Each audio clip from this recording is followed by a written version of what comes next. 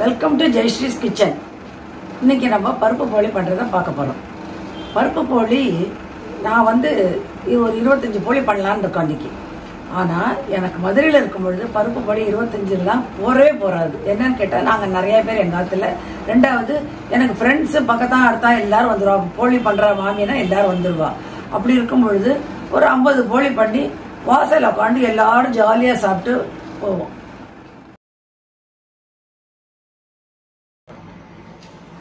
பருப்பு போலி பண்ணுறதுக்கு என்னென்ன பொருள்னா, முதல்ல மைதா மாவு ஒரு 30 போலி பண்ணலான்னு இருக்கேன். 25லேருந்து 30 போலி. 30 போலிக்கு இந்த கப்பால் 2.5 கப்பு மைதா மாவு வேணும். அதை முதல்ல சலிச்சுக்கணும். போடுறேன்.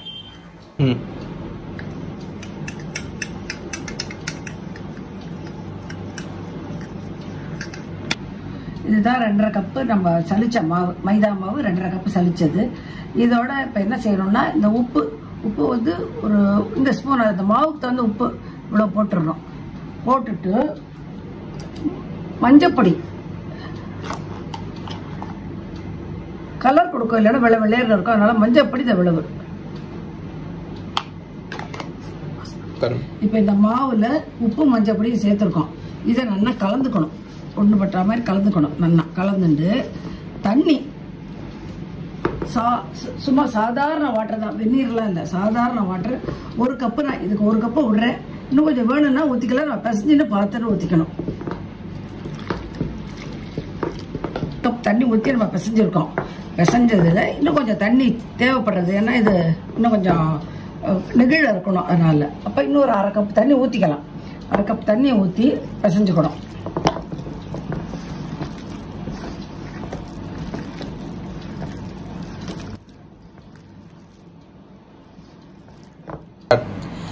தண்ணி ஊற்றி இப்போ மாவு பசைஞ்சு வச்சுட்டோம். நம்ம 25லேருந்து 30 போலி பண்ணும் பொழுது ஒரு 50 ml கடலெண்ணெய் ஊற்றி பிசையணும். 50 ml எண்ணெய் ஊற்றி நான் பிசைகிறேன். அந்த எண்ணெயோடு இருந்தால் தான் அது நம்ம தட்டும் பொழுது இந்த எண்ணெயை தொட்டு தான் தட்டிக்கணும். அதனால எண்ணெய் கொஞ்சம் கூட வரணும். இப்போ மாவு எண்ணெய் ஊற்றி பசைஞ்சாச்சு. மாவு ஊறணும். நல்லா ஊறினா 5லேருந்து 6-7 மணி நேரம் கூட ஊறலாம். தட்டை போட்டு மூடி வச்சுட்டு ஊற தான் அந்த போலி மெல்லிசா வரும். ஈஸியாக நம்மளுக்கு தட்டுறதுக்கு வரும். அதனால இது அப்படியே மொத்தமாக ஒரு தட்டை போட்டு மூடி வச்சுருவோம். அடுத்த ஸ்டெப் என்னன்னு கேட்டால், கடலைப்பருப்பை வறுத்துக்கணும். கடலைப்பருப்பை வெறும் வாண்டியில் எண்ணெயெல்லாம் எதுவும் ஊற்றாம ட்ரையாக அப்படியே வறுக்கணும். லேசாக செவக்க வறுத்தா, கொஞ்சம் சூடு பறக்க வறுத்தா போகிறோம். ஏன்னா இந்த கடலைப்பருப்பு வாசனை, பச்சை வாசனை வராமல் இருக்கிறதுக்கு தான் நம்ம வறுக்கிறோம்.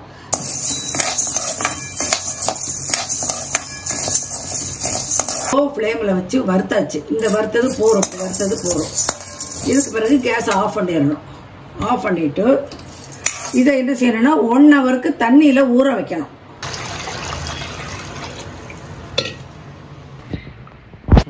இப்போ பருப்பு மூழ்கிற அளவுக்கு தண்ணி ஊற்றி ஊற வச்சாச்சு. அதை குக்கருக்கு மாத்திரம். குக்கரை ஆன் பண்ணி பெருசாக வச்சு 1 விசிலும், சின்னதாக வச்சு 2 விசிலும் விடணும்.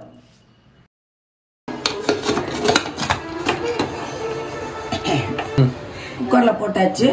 குக்கர் மேலே விசிலை போட்டு ஸ்டவ்வை ஆன் பண்ணுறோம். ஆன் பண்ணிவிட்டு திருப்பி சொல்கிறேன், 1 விசில் பெருசாக, 2 விசில் சின்னதாக 3 விசில் வந்துடுத்து. குக்கர் ஆஃப் பண்ணி வச்சுட்டேன். குக்கர் ரிலீஸ் ஆன பிறகு இதை எடுத்துட்டு திறந்து பார்க்கணும். இதில் இப்போ திறந்து பார்த்தோம்னா இதில் தண்ணி இல்லை. சப்போஸ் உங்களுக்கு தண்ணி இருக்குன்னா வடிச்சு விடுங்க. வடிச்சுட்டு இதை என்ன செய்து பாருங்க. இது இப்படி நசுங்கிறது நல்லா வந்துடுத்து. நல்லா பார்த்தியா?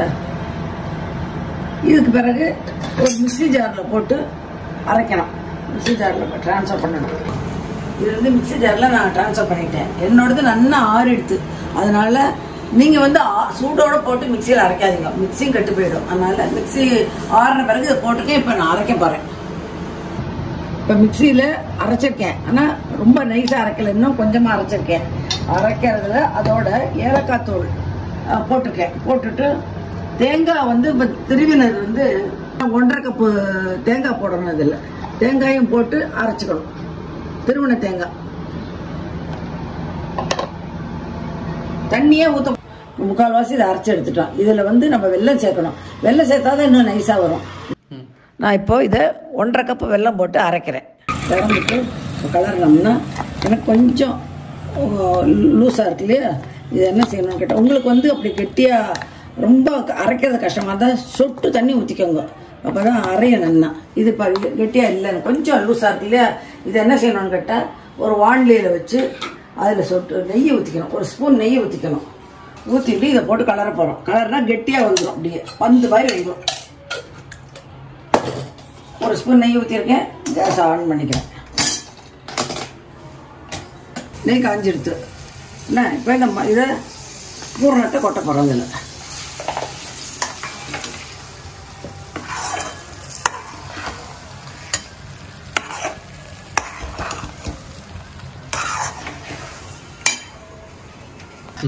இப்போ நெய் போட்டு நம்ம கலரி இருக்கோம் இல்லையா, ஒரு 5 மினிட்ஸ் சிம்மில் வச்சு கலரணும். அடி பிடிக்காமல் கலரிட்டு இது என்ன செய்யணும், இது இப்படி வந்தோடனே பதம் வந்தோடனே நம்ம ஒரு தட்டில் ட்ரான்ஸ்ஃபர் பண்ணிடலாம். அது கெட்டி ஆகிடும்.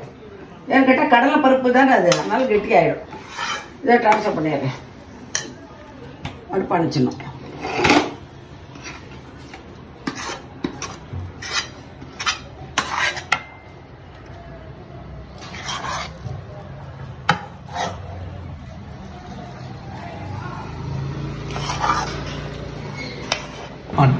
நம்ம வந்து இந்த பூரணம் கலரி வச்சிருக்கோம் இல்லையா, ஆற விட்டுட்டோம். நல்லா ஆறுன பிறகு எடுத்து இதை என்ன செய்யணும், அப்படி பாலா உருட்டிக்கணும். நல்லா வந்துடும், அப்படியே ஒரு ரவுண்டா அழகா வந்துடும். இது எலுமிச்சம்பழ சைஸ்ல உருட்டி வச்சுட்டேன்னாக்க எல்லாத்தையும் முதல்ல உருட்டி வச்சு விடணும். இப்ப கார்த்தால நம்ம மாவு பசஞ்சோம் இல்லையா, இதை எடுத்து காமிக்கணும்.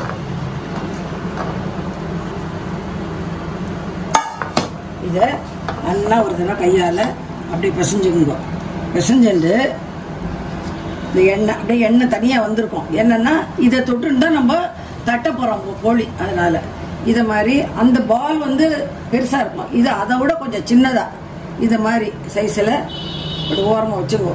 ஒரு 10 இது இப்போ இந்த மாதிரி ஒரு இலையை எடுத்துட்டு இதில் இருக்கிற எண்ணெயவே எடுத்து இப்படி தடவிக்கோங்க. தடவிண்டு இந்த மாவு வச்சிருக்க இல்லையா, இதை இதில் போட்டுக்கணும். போட்டு நல்லா நம்ம கையால் இந்த உள்ளங்கையால் இப்படி பெருசு பண்ணிக்கணும். நல்லா உள்ளங்கையால் எவ்வளோ பெருசாக தட்ட முடியுமோ அப்படி தட்டிட்டு பூரணத்தை நம்ம பால் மாதிரி செஞ்சு வச்சுருக்கோம் இல்லையா, அதை எடுத்து மைதா மாவை தட்டியிருக்கோமே அதில் நடுவில் வச்சு அதை அழகாக பூரணம் தெரியாத அளவுக்கு மூடி அதை திருப்பி உள்ளங்கையால் மெல்லிசாக தட்டணும். இது எவ்வளோ பெருசாக வருமோ அவ்வளோ பெருசாக தட்டலாம். ஆனால் அதில் பூரணம் வந்து பிதுங்கின்னு வராமல் அழகாக மெல்லிசாக தட்டணும். இப்போது நம்ம இலை வச்சு நான் செஞ்சுட்டு இருக்கேன். இலை கிடைக்காதவங்க பட்டர் பேப்பர் வச்சு இதே மாதிரி செய்யலாம், நல்லா வரும்.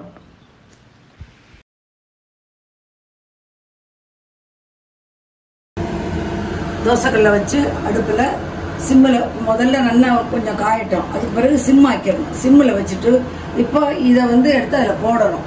இந்த இலையில தட்டி வச்சுருக்கோம் இல்லையா, அதை அதில் போடணும்.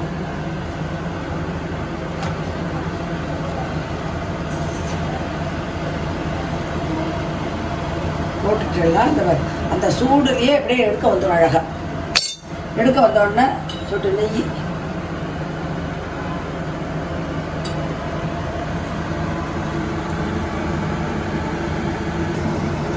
இது இவ்வளோதான். இது திருப்பி போட்டோம்னா இந்த மாதிரி கொஞ்சம் லேசாக செவந்து வரும். எடுத்து இப்படி திருப்பி இப்படி மடிச்சுக்கணும். மடித்து இந்த இதில் வச்சுருந்தேன். இவ்வளோதான் போட்டு சரியாக போயிடுத்து. பருப்பு போலி பண்ணி முடிச்சாச்சு. இப்போ பருப்பு போலி எப்படி பண்ணுறதுங்கிறத சொல்லி கொடுத்துட்டேன். பருப்பு போலி எப்படி சாப்பிடணுங்கிறதே நான் சொல்லித்தரேன். என்னன்னு கேட்டேன்னா, இந்த பருப்பு போலி ஆற வச்சு அதை அப்படியே சும்மா பிச்சு சாப்பிட்றதுல நல்லாவே இருக்காது. ஆனால் பருப்பு போலி சுட சுட அப்படி இருக்கும்பொழுது அதில் உருக்கின நெய்யை ஊற்றி அதை தொட்டு சாப்பிட்டெல்லாம் ரொம்பவே நல்லா இருக்கும். நான் சொல்லிக் கொடுத்த மாதிரி சாப்பிட்டுட்டு எப்படி இருக்குங்கிறத என்கிட்ட சொல்லுங்க.